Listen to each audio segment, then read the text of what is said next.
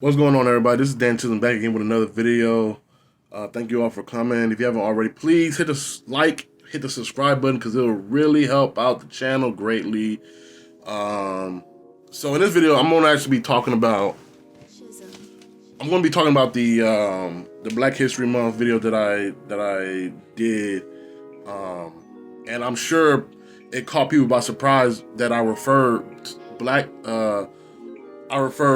people to Negro, and I did that for a reason. That everything that I do is for a reason. I don't do anything without a reason or without thought. And if I do something, I'll be like, you know what? I should have got more understanding about that, or I should have thought about that more before I even did something. So, but I said Negro instead of black for a reason, and the reason why I say Negro and not black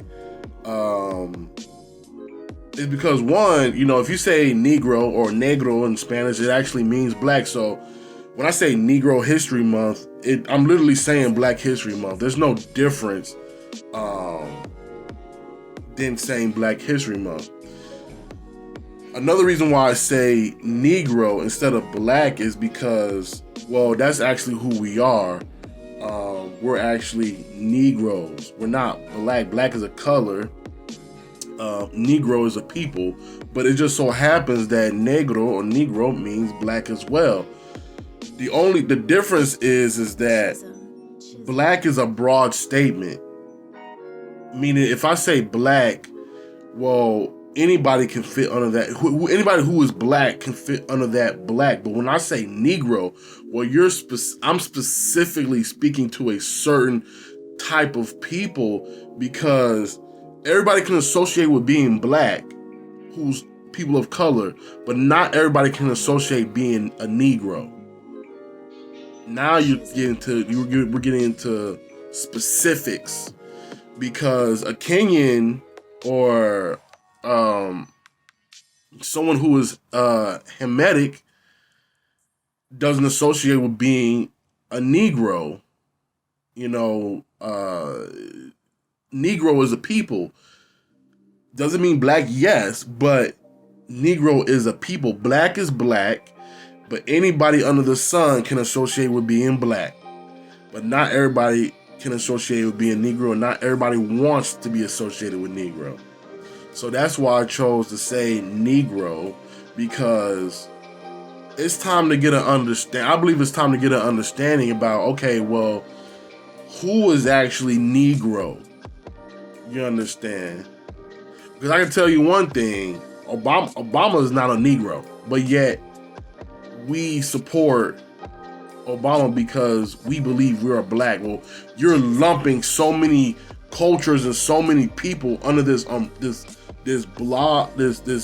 broad umbrella, and it doesn't really make sense. It's just like white. You can fit so many people under white, but when you break down into specifics, well, you got your Germans, you got your Spanish, you got your Jews, you got your Caucasians, you got your Romans, you got your Greeks. Who are you specifically talking to or referring to?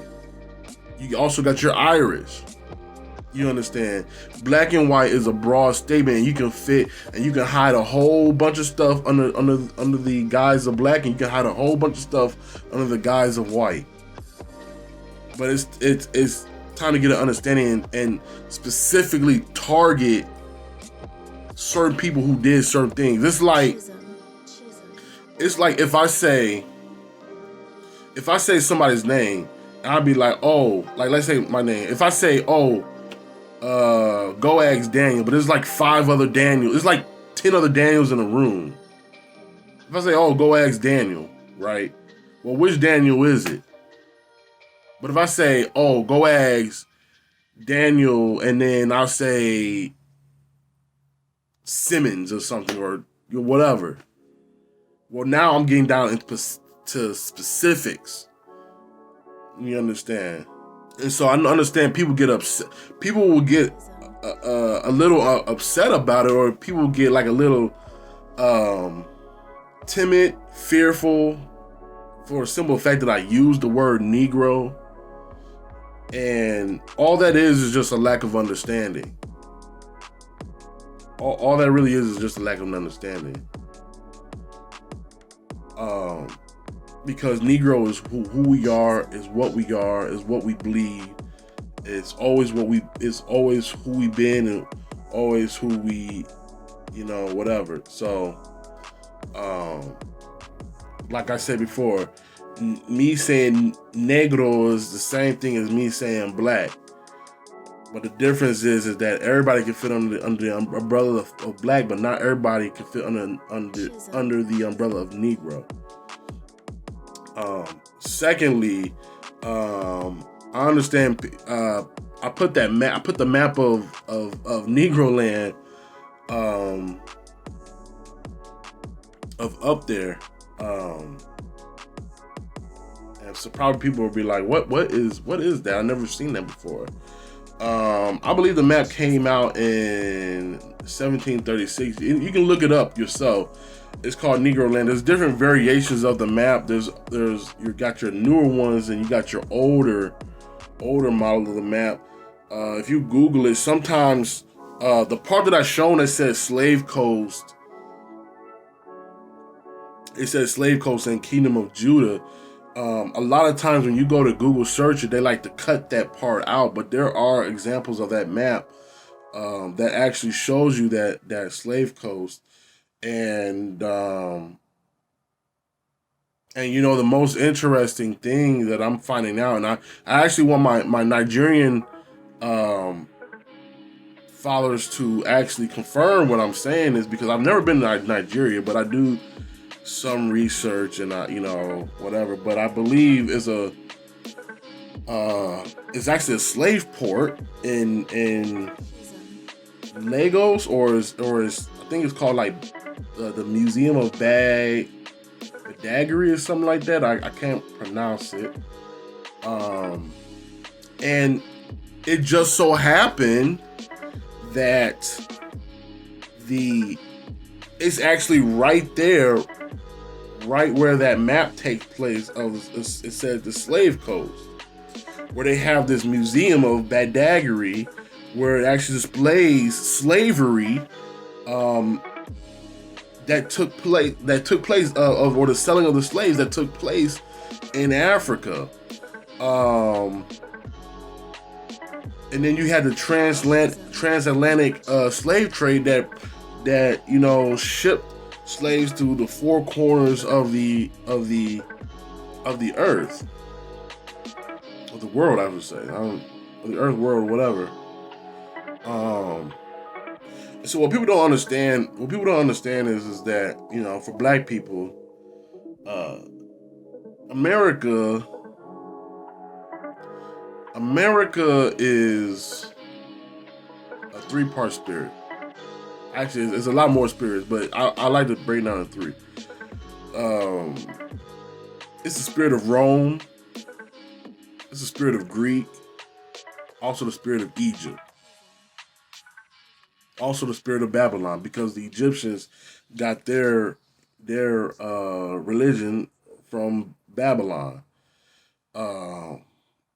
But the Romans and Greeks, because the Greeks they traded with the Egyptians, so they took their gods and made their own mount. Like, it's the same thing. There's nothing new under the sun. They just remodeled it or rebranded as if it's something new. It's nothing new under the sun. But America is Egypt, so the Bible talks about how he's going to send his people back into bondage by the ways of ships. You understand? So the Israelites, they walked out of Egypt. If they walked out of Egypt, why do they need a ship to walk back into Egypt if that's the case? No. The ship was to go to the place that has the spirit of Egypt. If you look at the back of the dollar, you see the pyramid. They have the pyramid of Egypt on it. Why? And the bird that they have is a rebranded bird of the Egyptian symbol. it's the spirit of Egypt on this nation. And the funny thing is like, okay, well, you got Egypt, you got Roman, you got Greek culture here. I'm saying Greek because if you I want to say the code name or the code name for the White House is Olympus, right? Well, the Olympics took place in ancient Greece. Yes, I want to say ancient Greece or Rome or something. I know Rome had the Colosseum, but I think the Olympics took place in the Greek. I could be wrong about that. It's something I just got to go back. But I just know that that's their culture. Eventually, the Romans took over the Greek, but they never changed their how do you say, their culture. They kind of kept true to the Greek culture. So, it's really just all one and the same. And so it's just so funny. I just named 3 spirits. Like I said, Rome. I said Rome, Greek, Egypt. That's 3 spirits. The Bible says 3/4 cords not easily broken. That's 3 chords. That's 3 chords right there. And while I'm at it here, let me talk about this. I'm not surprised when I see NBA players or just American athletes being extra effeminate or even coming out and being homosexual. I'm not surprised by it, because if people understand what culture, if black people understand what culture they're in, this is Roman and Greek culture. And they know anything about the Romans and the Greeks. The Romans and Greeks were really homosexual with their culture. They had naked statues just out there for people to see. Think about this. The Bible says, as a man thinketh, so is he. If somebody's literally spending time chiseling the naked genitalias of a man to perfection, you really gotta think about that. They really gotta be on your mind to really think about that. And to really, to really produce that. Not only do they gotta be on their mind, but I guarantee you they had a naked man stand right in front of them while they do that. Like how they do today, where you can go to one of these little picture bars and paint the person that's sitting there half naked. Oh yeah, they were doing that back then. I guarantee they were doing that. I can't confirm that, but I guarantee that's what they were doing, because if they're doing it here, and this is an extension of Greek culture, then they were doing it then. Not only was that weird, but in their arena games, in their Olympic games, they were performing naked and conducting orgies in their culture. This is why here in America, this culture here in the world of athletics, and even if you go